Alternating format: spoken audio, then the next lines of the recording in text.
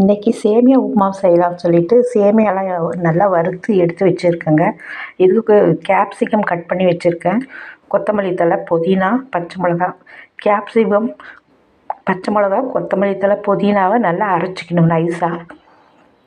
பாருங்கள், இவ்வளோ நல்லா அரைச்சி வச்சுட்டேன். இப்போ வானிலையில் ஆயில் ஊற்றி, கடுகு போடக்கூடாது, இஞ்சி பூண்டு தட்டி போடணும், கருவேப்பிலை போடணும்.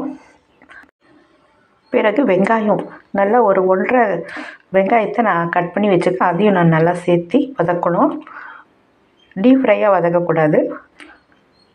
பிறகு நாம் அரைச்சி வச்ச விழுது இதில் சேர்த்தணும். சேர்த்து நல்லா வதக்கி எடுக்கணும். அதன் பிறகு நம்ம 1 ஸ்பூன் அளவு நெய் ஊற்றினா போதும்.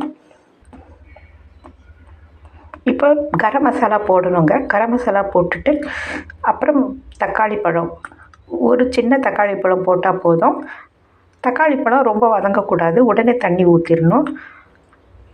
150 கிராம் பேக்கெட்டுக்கு 1.5 கிளாஸ் தண்ணி ஊற்றணும். நல்லா கலந்து விடணுங்க. க்ரீன் கலர் சேமியா உப்புமா ரெடி ஆகிட்டுருக்கு. பாருங்கள், ஒரு லைட் க்ரீன் கலராக இருக்குது. ரொம்ப நல்லாயிருக்கும், பார்க்குறதுக்கும் நல்லாயிருக்கும். இதில் கொஞ்சம் தயிர் ஆட் பண்ணுறேன்.